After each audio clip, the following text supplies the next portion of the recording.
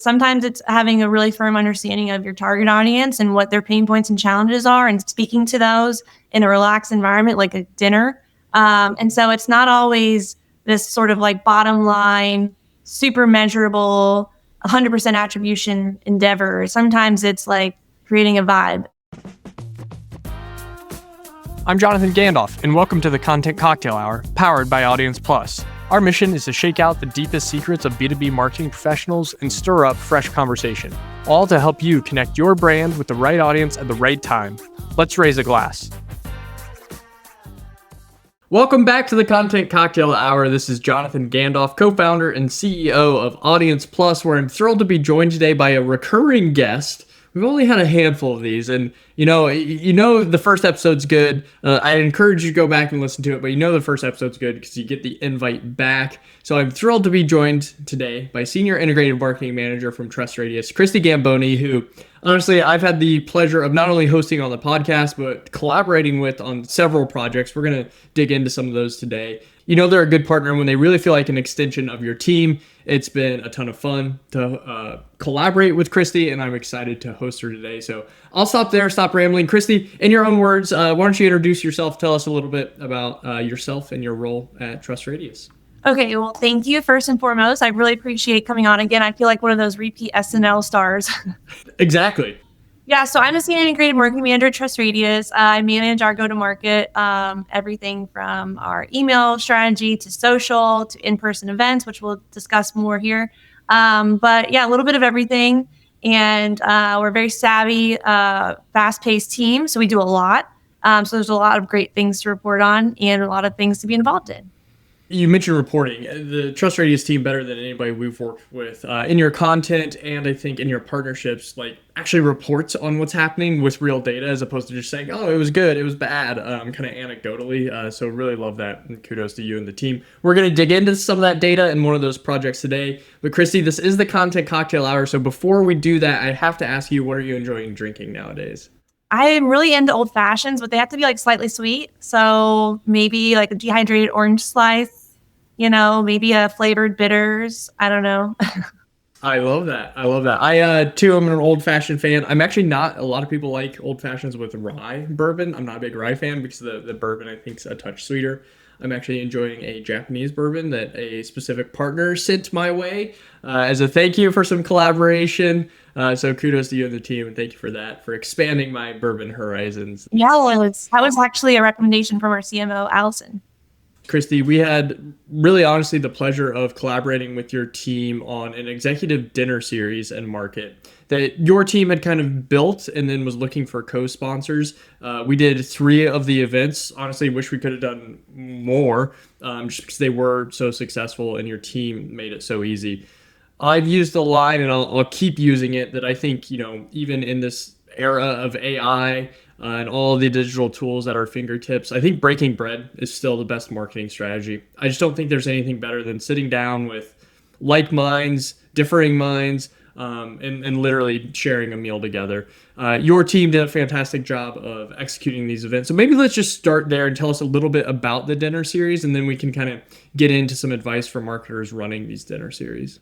Okay. Yeah. So we did a 6-dinner series over the course of 8 months.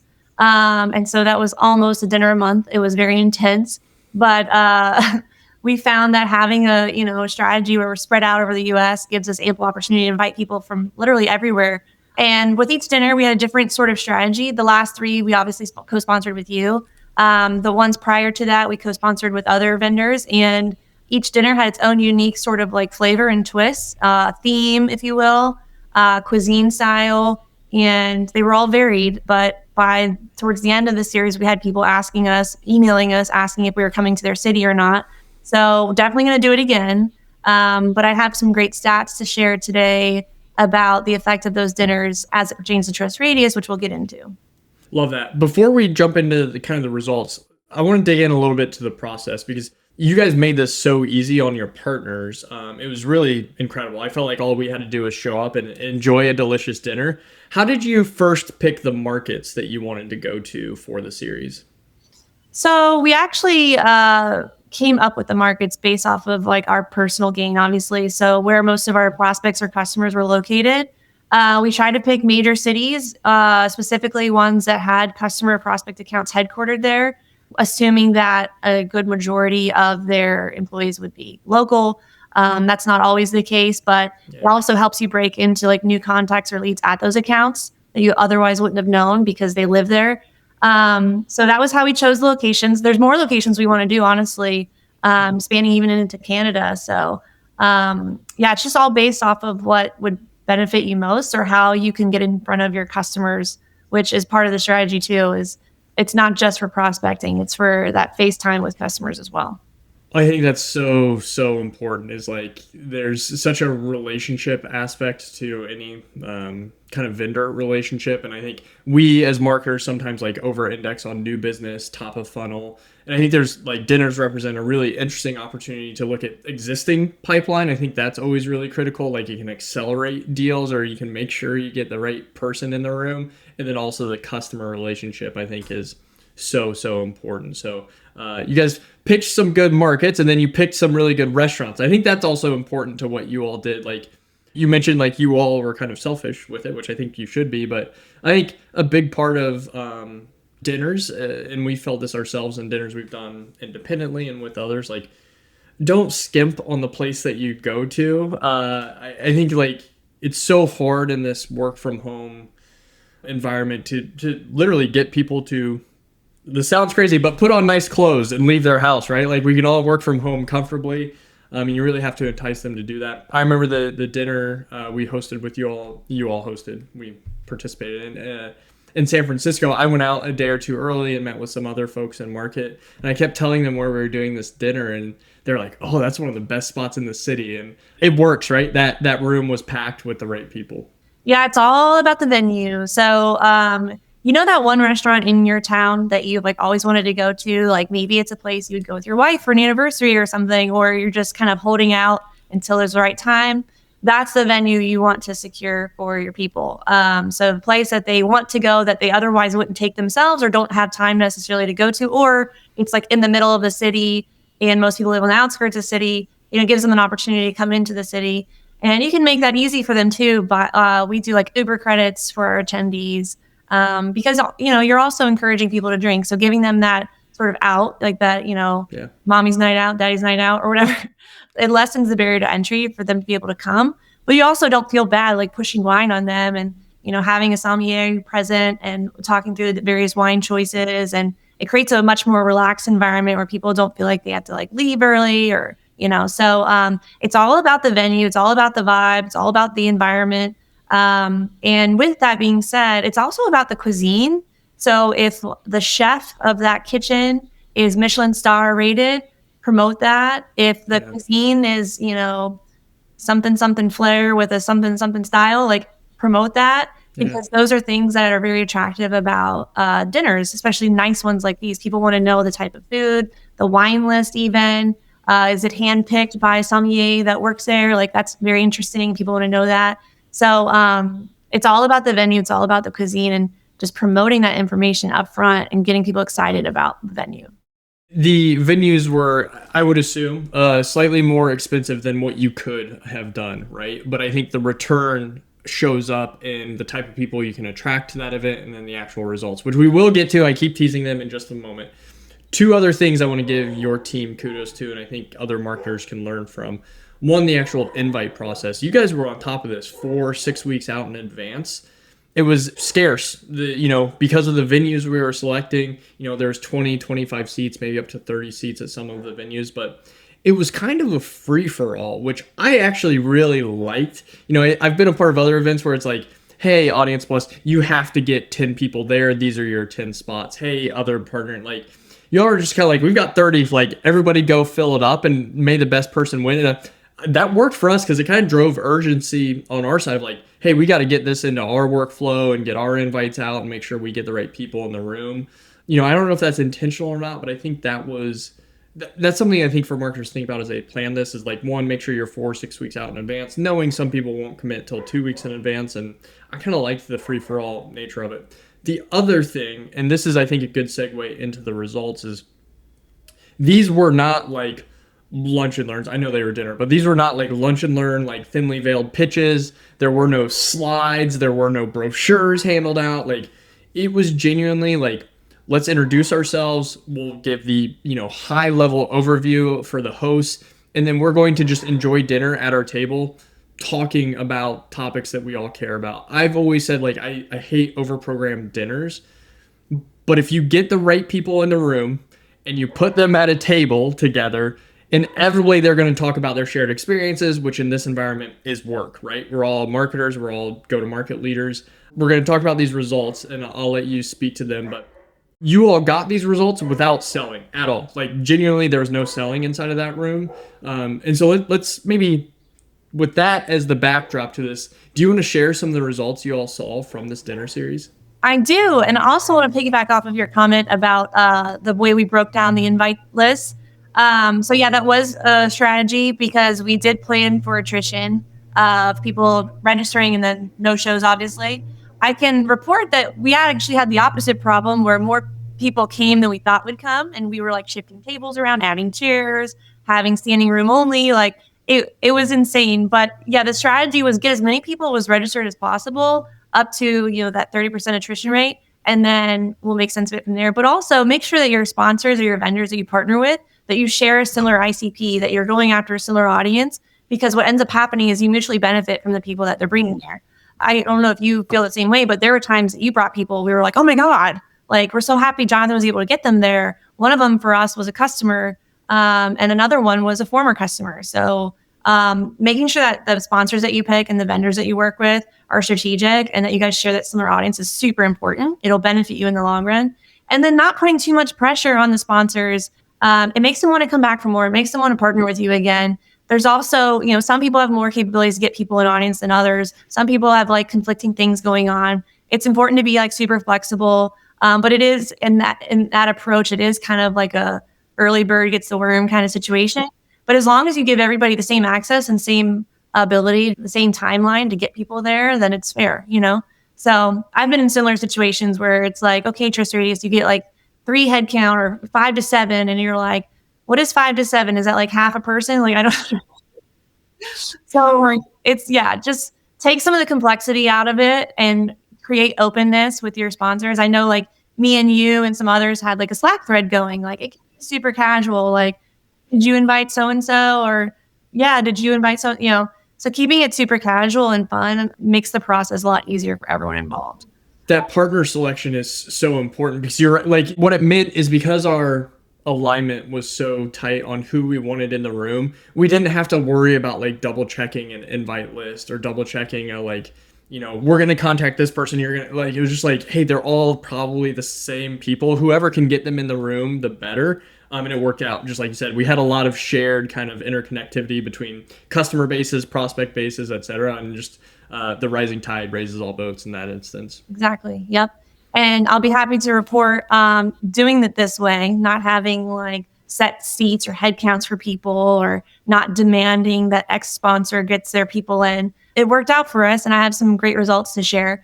So from the 6 dinners, we had anywhere from 2 to 4 sponsors per dinner. I will share some of the costs with you because I know that's important for companies that are scaling. So at each dinner, we didn't want to exceed $3,000 to $5,000 per sponsor. And that was for a 20 to 30 headcount at a really nice venue. So it is possible to make these dinners economical. But I will share some of our results. So of the full attendee list from those 6 dinners, we had 18% are in a current sales cycle with us, which I'm happy to report, which is a lot. Attribution is tricky. So I can't say for certain like how the dinners influence that. What it is kind of sort of that causal attribution where it's like, it only helped, So of that 18%, 81% were renewals for us and 19% were net new. So those are great stats.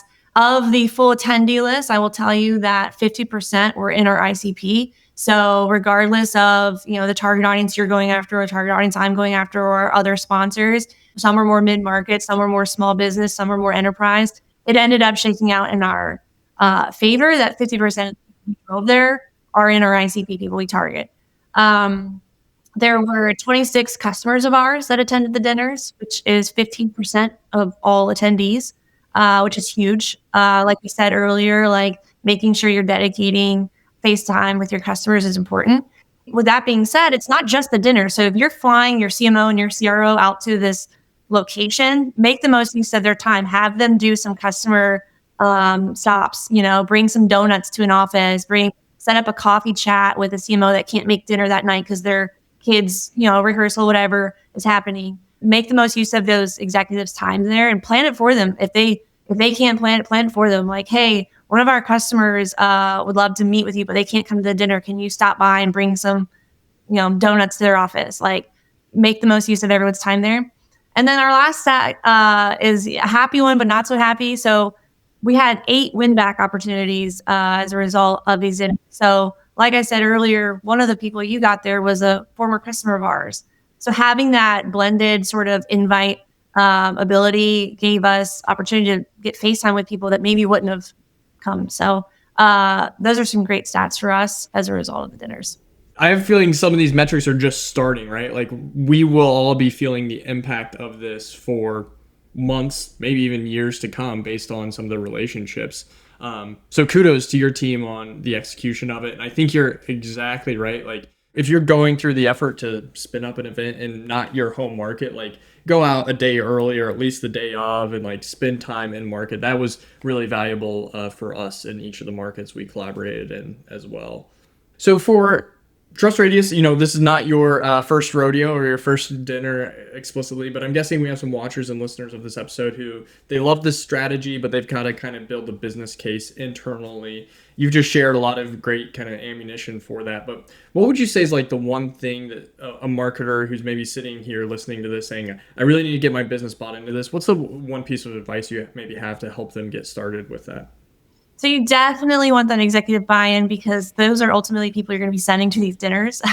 You want to keep the dinners senior level. We had a few instances where we let some directors come and we found that they really just couldn't contribute at the level of the conversation that we wanted them to. There's just some pain points, some challenges, some needs that director and below just can't speak to. And when you're having conversations around like go-to-market alignment and you have CROs and CMOs at the table, it's really important that everybody speaks the same language. And that means that your own CMO, CRO needs to come to the dinner. So getting that executive buy-in is super important because ultimately you're going to be shipping them all across the US, which is what I felt like I was doing. I was like, sure you have another dinner in you? I feel bad. But it's definitely important to get their buy-in. And you will with numbers like these and just, if you put together your lists, if you have a good idea, if you can use tools like Zoom Info or LinkedIn Navigator to create your list and say, look, like 20% of our customer base is based in Austin. We have to do a dinner in Austin. Let us just try, even try one dinner first and see if you can get a taste for how they perform for you. We did that with Chicago. Chicago was a little bit of a bust for us. I'm just being honest. It kind of opened our eyes, like how important the location is. You can't just pick a location and hope for the best. It really has to be aligned to your target customer and prospect audience. I should have mentioned this earlier, but you mentioned the executive buy-in internally. We, and really you all, actually we turned away people who weren't at that level but wanted to join the dinner, right? And I think that's a very uncomfortable thing to do, and very I don't know, maybe against the grain thing to do. It's a lot of times we as marketers are like, oh, the more the merrier, but it's no, this is truly an executive dinner. If you're not at this level, sorry, we'll do something else probably later at a date. But how did your team respectfully and cordially decline people who wanted to be at the event? Yeah, so that's the hard part, right? So we had some fractionals that registered, we had some consultants register, and we really didn't want those type of people there just because we had such a narrow audience, targeted audience that we were all focused on. And so there were cases where we were honest, and there were cases where we said, you're on the wait list and we'll notify you if a spot opens up. And that was the truth because in most cases, we had more people register than we could accommodate. I think about 3 or 4 times we opened a seat up for someone because the seat was available and they wanted to come. But we were very strategic about, making sure that they could contribute to the conversation and they weren't there to prospect themselves. Trying to sell to CMOs and CROs at the table. We don't want that. We wanted a relaxed environment. And so you have to be strategic about who you let there. With that being said, people who are in between jobs are not necessarily, they shouldn't be a no because you don't know which account they could be heading to and how that could benefit you. And if you know the person closely, you may be able to, sniff out some of that information. We had at one of our dinners, a CMO that left the company, was in between jobs.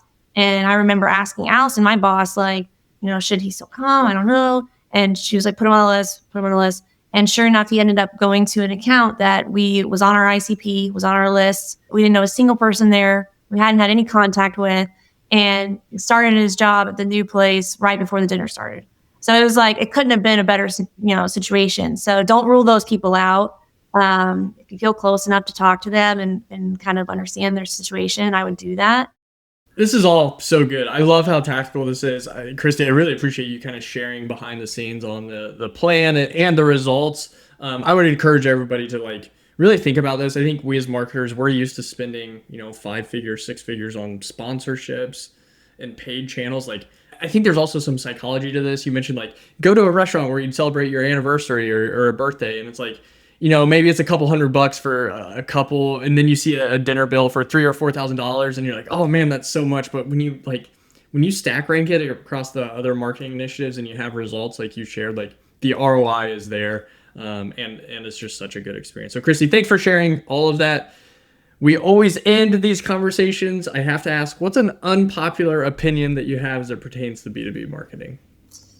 My super unpopular, probably hated opinion is that it's hard, that's super hard. We have all these metrics and things, but a lot of it is, like you said, psychology, attribution is important, but sometimes it's, a vibe.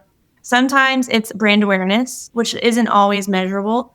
Sometimes it's having a really firm understanding of your target audience and what their pain points and challenges are, and speaking to those in a relaxed environment like a dinner. And so it's not always this sort of bottom line, super measurable, 100% attribution endeavor. Sometimes it's creating a vibe and being able to articulate the importance of that and get that executive buy-in is hard. But marketing is hard. It's tough, right? But I wouldn't say that it's this super complex, formulaic, Goodwill Hunting chalkboard problem. It's if you have the right people on your marketing team that truly understand your customers, it can be fun and easy. I love that. Marketing should be fun. You all and the team certainly created good vibes at the dinner series. This episode's been a good vibe. Thanks again for sharing everything behind the scenes and all of the results. Kristi, if people want to learn more about TrustRadius or learn more from you, what's the best way to do that? TrustRadius.com. We'll get that link in the show notes. I'd encourage everybody to go check out TrustRadius or partner with them, although we call first dibs on any future partnerships. We've got a shared report on demand generation coming out, so be sure to check that out as well. Kristi and her team have done an awesome job. So to all of our watchers, all of our listeners, thanks for joining another episode of the Content Cocktail Hour. Until next time, same place. Cheers. Thank you for joining the Content Cocktail Hour powered by Audience Plus. If you want to see more episodes or more resources curated for your role, join us at audienceplus.com. See you next time, same place. Cheers.